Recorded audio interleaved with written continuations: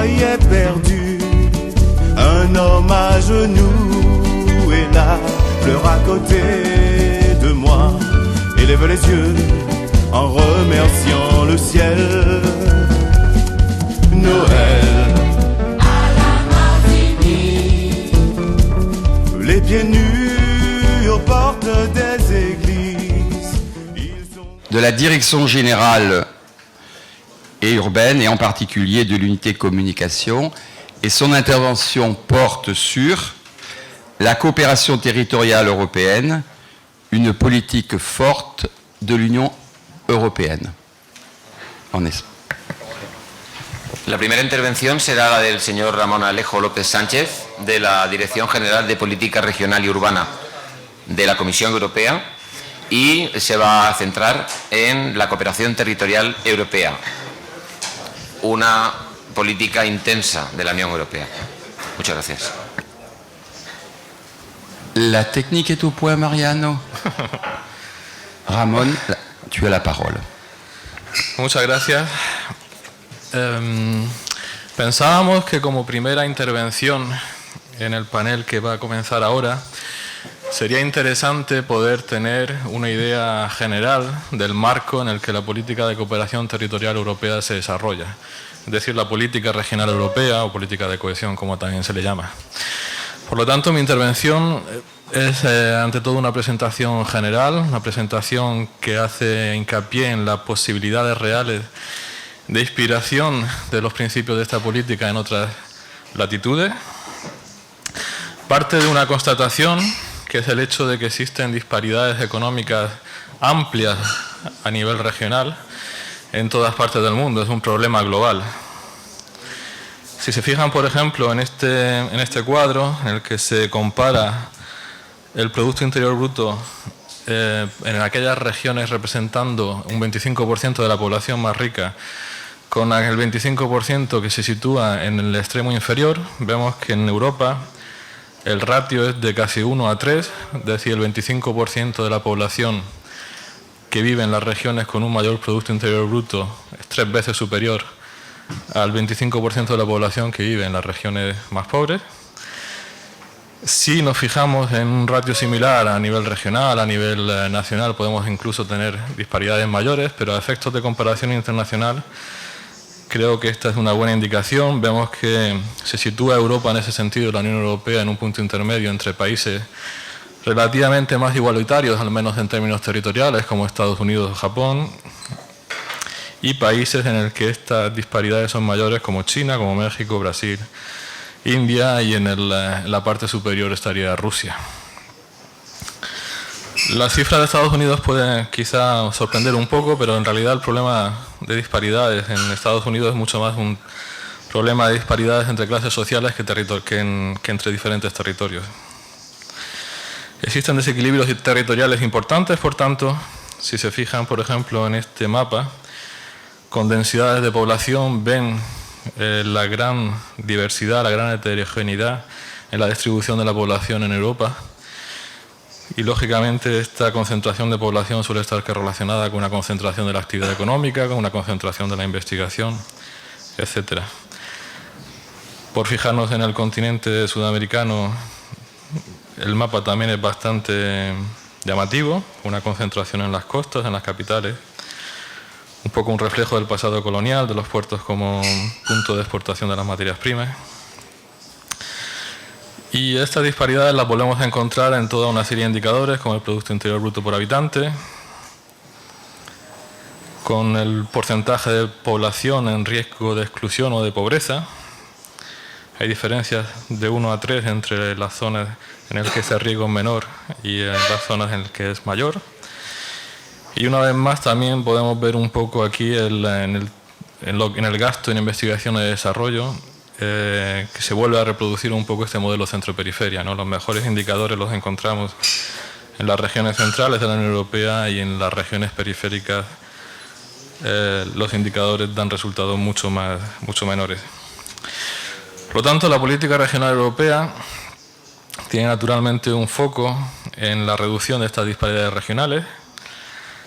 En el tratado se hace referencia a la misma como aquella política que debe promover una cohesión económica, social y posteriormente se añadió territorial. Y está intrínsecamente ligado al proceso de integración económica europea. Y esto es algo bastante particular. Si nos fijamos en otros procesos de integración en otras partes del mundo, en ASEAN, en Asia, en UEMOA, en África, Mercosur, en otras muchas organizaciones regionales de integración, en las que hay, lógicamente, siempre una integración económica, ya sea a través de uniones aduaneras más o menos imperfectas como Mercosur, pero el que este proceso de integración económica haya ido acompañado de una política que tiene como objetivo fundamental ayudar a las regiones menos desarrolladas, a las regiones más pobres, a estar en condiciones de competir en la mejor forma posible en ese mercado único, en ese mercado común, es algo bastante característico, algo bastante único a escala mundial como se da en la Unión Europea. De esta forma, el FEDER se crea, por ejemplo, después de la primera ampliación.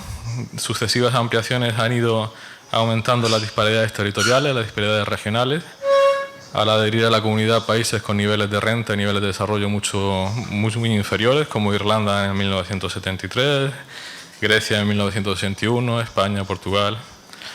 Por lo tanto, por un lado, esta ampliación a países con menor nivel de desarrollo, que ha ido aumentando las disparidades, y por otro lado, la profundización en el propio proceso de integración económica, ha hecho que la política regional sea hoy en día la política más importante en términos presupuestarios en el presupuesto europeo en lo que se refiere a política de inversión o política generadora de creación de empleo y de crecimiento económico.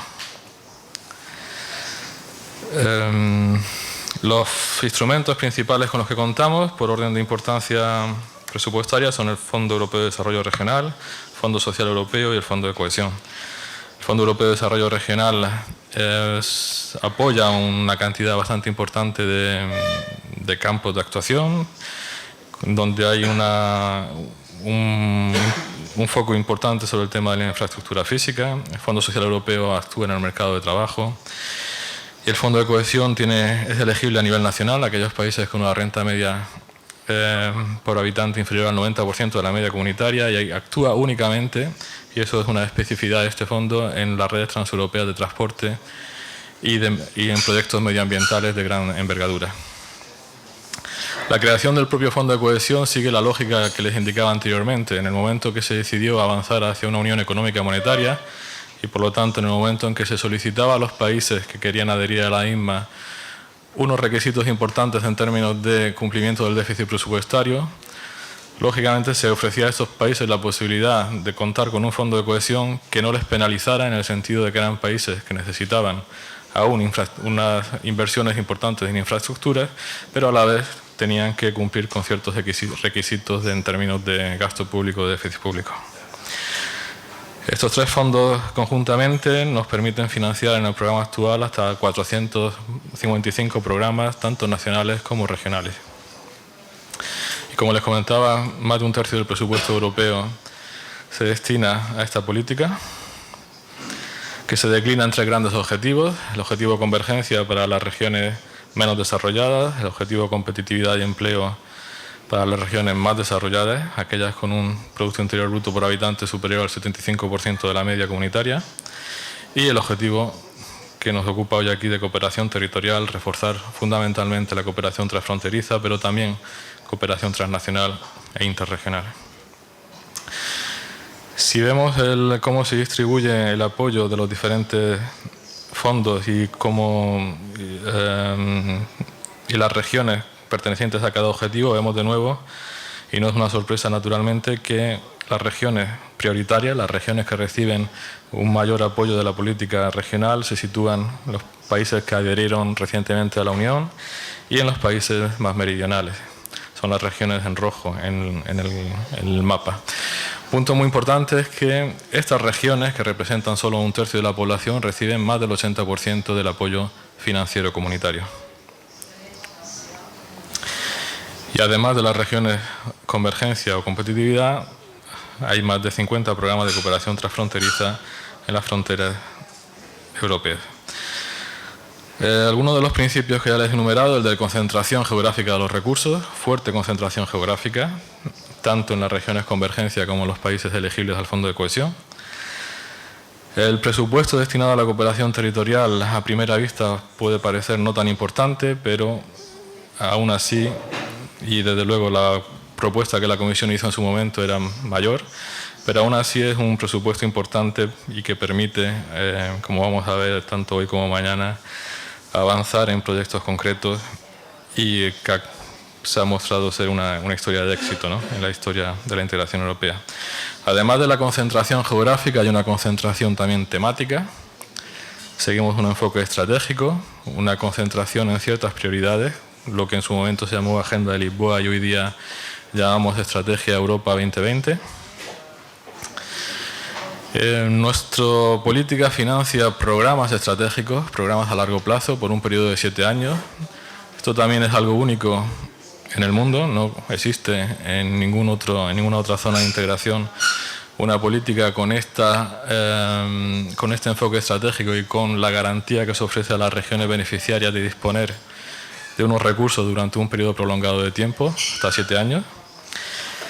Es una política que, para reforzar el sentimiento de pertenencia a la misma de los actores regionales y locales y nacionales, tiene como principio fundamental bien el de la cofinanciación. O sea, nunca se financia un proyecto con fondos europeos al 100%.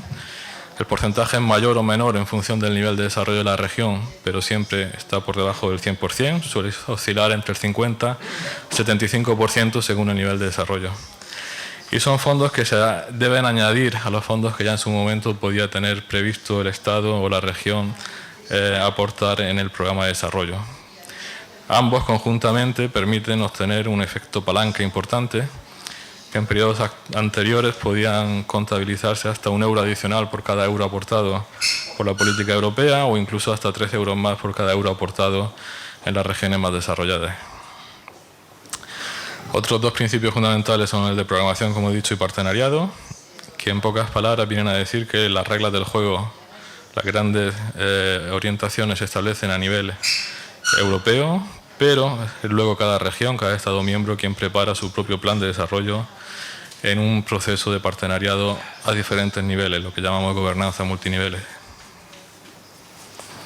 De esa forma tenemos un documento en el periodo actual de orientaciones comunitarias estratégicas que se declina para cada Estado miembro en una estrategia nacional, y en el marco de cada una de esas estrategias nacionales hay un programa operativo para cada región y también ciertos programas sectoriales de ámbito nacional, hasta un total de 455.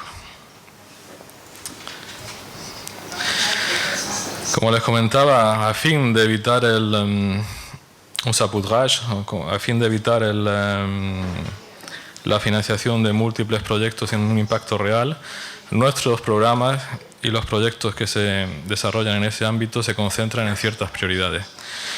Y el marco general que tenemos en cuenta al respecto es lo que llamamos la Estrategia Europa 2020, que fija ciertos objetivos en términos de tasa de empleo, de porcentaje del Producto Interior Bruto invertido en investigación y desarrollo, ciertos objetivos en términos de contribución a la reducción de los efectos del cambio climático, eficiencia energética, energías renovables y reducción de las emisiones con efecto invernadero, así como en materia de educación y reducción del número de personas en situación de pobreza. Aquí tienen una idea de los sectores en los que interviene de forma prioritaria la política. Como pueden ver, hay una predominancia en cuestiones de investigación, de innovación, de medio ambiente, de empleo, pero también de infraestructuras de transporte que son muy importantes en las regiones menos desarrolladas. Algunos resultados de la evaluación del periodo anterior, porque el periodo actual está aún en fase de ejecución y será solo dentro de unos años cuando podremos tener una idea más precisa de los resultados que se han alcanzado en el periodo actual, 2007-2013. En el periodo anterior, como digo, el apoyo financiero de la política regional permitió que, por ejemplo, 14 millones más de personas tuvieran acceso al agua potable o que 20 millones más de personas tuvieran acceso al tratamiento de aguas residuales. Se construyeron 4.000 kilómetros de vías férreas y 100.000 kilómetros de carreteras construidos o reconstruidos o renovados, de los cuales 2.000 eran autopistas. Se apoyaron inversiones en aeropuertos, en puertos y más de 38.000 proyectos de investigación. Pero al margen de todas estas cifras, al margen de las dotaciones financieras, al margen del número de kilómetros y demás, que son por supuesto resultados que debemos medir y que debemos evaluar, y será aún más el caso en el periodo futuro, la importancia de la política regional en los países beneficiarios va más allá de todo esto, porque ha permitido en estos países instaurar realmente un auténtico método de trabajo que estaba ausente en algunos de estos países anteriormente. Es un método de trabajo, como digo, basado en la programación. Trabajamos con programas a largo plazo, de 6-7 años, con un enfoque estratégico, con un enfoque integrado, en el que se busca evaluar las sinergias que se pueden desarrollar o que se pueden tirar de la coordinación de diferentes ámbitos sectoriales.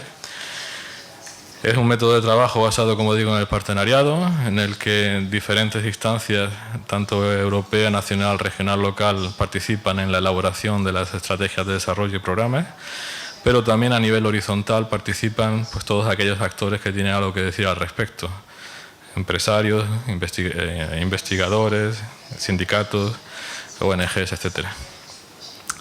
Es un método de trabajo basado, como digo, también en la evaluación, una cultura de evaluación que estaba ausente, sobre todo en los países meridionales, antes de que ellos fueran beneficiarios de la política. Preciso hacer una evaluación antes de la ejecución de las medidas, en curso y al final de la misma. Algunas fotos de proyectos financiados por la política regional: un tranvía en Atenas, la restauración del Monte Saint-Michel en Francia como una isla, aeropuertos en Estonia, centros de energía renovable en Austria, que está actualmente es un centro puntero a nivel mundial en cuanto a energías renovables. Quería también mostrarles, en comparación con el mapa anterior, cuál sería el mapa de elegibilidad para el próximo periodo, 2014-2020, de la política regional. Una innovación importante al respecto es el que hemos introducido una tercera categoría de regiones. Como les decía antes, hasta ahora, aquellas regiones con un Producto Interior Bruto por habitante inferior al 75% de la media eran prioritarias y recibían hasta el 80% de los fondos. Y todas aquellas regiones por encima de esa cifra, aunque fuera solo un 75,1%, tenían una intensidad de ayuda por habitante muy, muy inferior. Esto creaba lógicamente una dicotomía que era percibida en muchos casos como una cierta injusticia, y en el periodo futuro, a partir del año que viene, habrá una categoría intermedia de regiones, aquellas con un Producto Interior Bruto por habitante superior al 75% de la media e inferior al 90% de la media, que tendrán naturalmente una intensidad de ayuda menor que las regiones prioritarias, pero aún así bastante más importante que las regiones que estarían en la categoría de regiones más desarrolladas. Algunas lecciones que podemos sacar de 25 años de política regional, muy rápidamente. Una de las lecciones fundamentales es que se necesita en esta política un método objetivo, no político, no discrecional, para atribuir fondos y para disponer de fondos. Como he ido explicando a lo largo de la presentación, nuestra política se basa sobre todo en indicadores estadísticos armonizados, comparables, y es en base a estos indicadores en los que procedemos a distribuir los fondos entre las regiones beneficiarias. No hay un grado de discrecionalidad político como podemos ver a veces en determinados países. La combinación de la cofinanciación, de la obligación de cofinanciar y de un proceso de partenariado permite que los actores nacionales y regionales hagan propios los programas, hagan suyos los programas de desarrollo. Algo muy importante también en nuestra política es lo que llamamos condicionalidad. Nuestra política no es simplemente una política de inversiones, nuestra política es una política que debe respetar ciertas condiciones, ciertas reglas, entre las cuales la más importante es la política de competencia europea, la política medioambiental, la igualdad de oportunidades. Como digo, también hay todo un proceso de partenariado, de democracia. Y esto es algo, como pueden imaginar, que es difícil explicar en otras latitudes. Esta obligación de hacer partícipes a todos los actores de la definición y la implementación de la estrategia de desarrollo. No les digo nada que no sepan cuando les digo que es fundamental para la aplicación correcta de la política disponer de la capacidad administrativa adecuada, lo que ha hecho la diferencia entre aquellos países con mejores resultados y aquellos con peores resultados, a nuestro modo de ver, en los últimos años. Aquellos países que adhirieron, por ejemplo, recientemente a la Unión Europea disponen de programas operativos específicos para reforzar su capacidad administrativa. Y naturalmente no puedo en este encuentro dejar de decir que la cooperación transfronteriza ha sido fundamental en Europa para promover un mejor entendimiento, un mejor intercambio de experiencias. En algunas fronteras problemáticas, como en Irlanda del Norte, ha tenido un éxito fundamental en facilitar la conciliación entre comunidades enfrentadas en el pasado. Y para finalizar, quería darles algunos comentarios en cuanto a nuestro diálogo internacional en materia de política regional. Como veían en el inicio de mi presentación, básicamente nosotros percibimos este diálogo como la posibilidad de ofrecer a nuestros países socios una fuente de inspiración en la definición de sus políticas o de sus actuaciones. No tanto copiar y pegar, no es tanto el que se puedan las soluciones transponer automáticamente de Europa a otros países. Es un diálogo que se basa sobre todo en la demanda de esos países. Son países que en muchos casos están confrontados a un crecimiento económico importante, pero a la vez fuertes disparidades territoriales internas. Por orden cronológico, hemos firmado acuerdos a nivel político a través de memorandos de entendimientos con China en 2006, con Rusia y Brasil en 2007, posteriormente con Ucrania y de forma, digamos, más técnica con Moldovia, con Georgia, con Chile, con Perú, con Argentina, con Japón. Y como dije en mis palabras de apertura, recibimos un mandato específico del Parlamento Europeo para promover esta cooperación.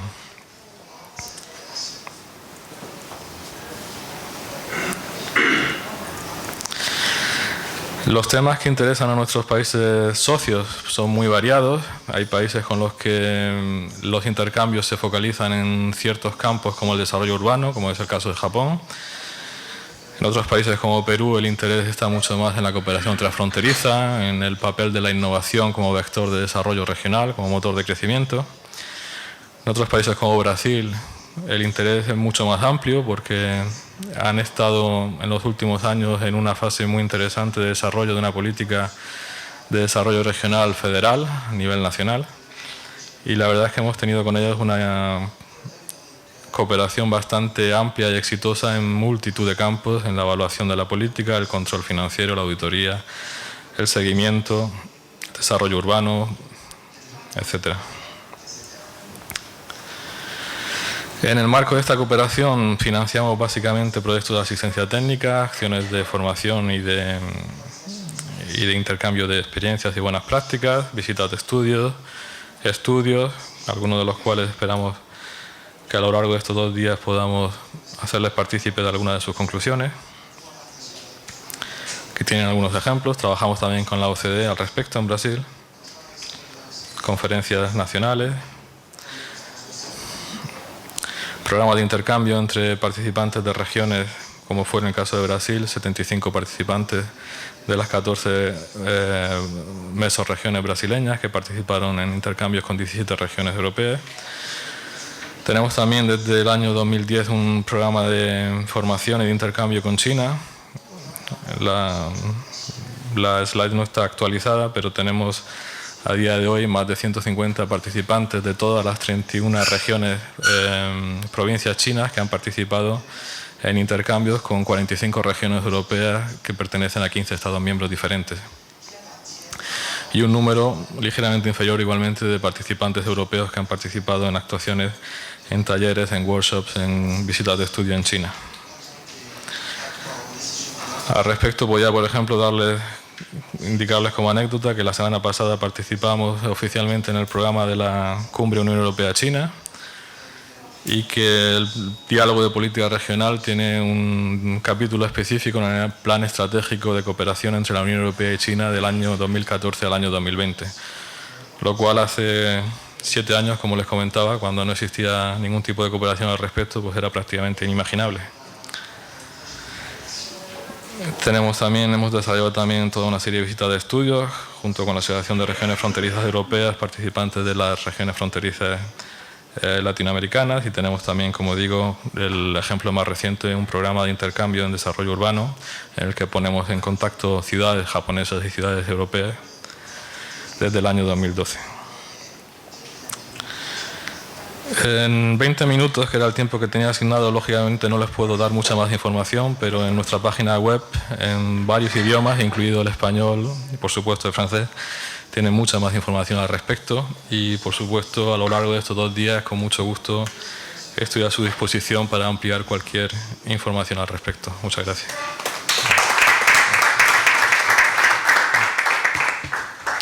Merci Ramon pour cette intervention. Pour votre information aussi, sachez que toutes les communications et les présentations, vous les trouverez ensuite sur la plateforme d'échange qui a été constituée pour cet événement, qui est gérée donc par Mariano Lopez et dont vous avez l'adresse et le site. Vous trouverez déjà beaucoup de communications et toutes ces informations-là en plus. Merci, Martin.